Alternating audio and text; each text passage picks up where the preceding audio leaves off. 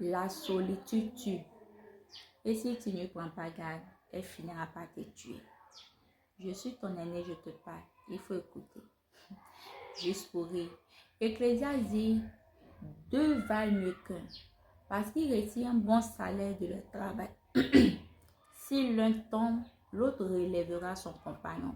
Mais celui qui est seul et qui tombe, qui le relèvera? De même, si deux couchent ensemble, ils auront chaud. Mais celui qui est seul, comment aura-t-il chaud en cette saison de pluie? Toi qui es seul, comment auras-tu chaud? Le verset est dit, je vous mettrai la référence. Je veux faire comprendre à quelqu'un qu'il arrive des saisons dans nos vies où on a besoin d'une épaule sur laquelle se poser, quelqu'un pour nous parler avec bienveillance, quelqu'un pour nous chouchouter. Quoi de tel ou quoi de normal que en fin de journée, quelqu'un t'appelle pour prendre de tes nouvelles, ainsi de suite. Ou bien quand tu rentres à la maison, tu trouves ta famille, on prend de tes nouvelles, on prend soin de toi. Rien.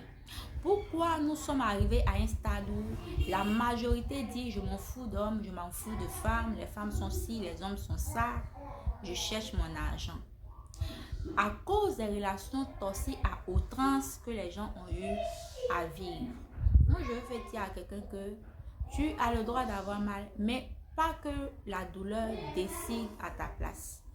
Tu as le droit d'avoir mal, mais tu ne dois pas prendre des décisions radicales à cause de la douleur que tu transportes. Tu as le droit de te reconstruire. Regarde, tu as beau chercher le confort, tu as eu tout l'argent que tu veux, tu dors dans un lit confortable. Mais il va arriver des moments où, avec tout ce que tu as, tu auras besoin au moins d'un gars mince près de toi.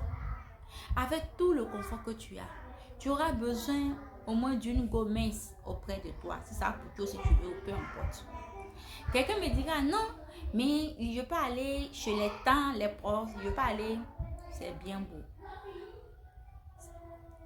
Avoir quelqu'un dans sa vie, ce n'est pas seulement coucher ensemble. C'est pas ça.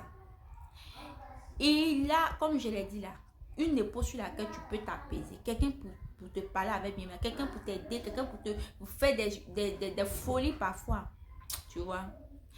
Alors je veux dire à quelqu'un que tu as été blessé, trahi, toutes ces choses.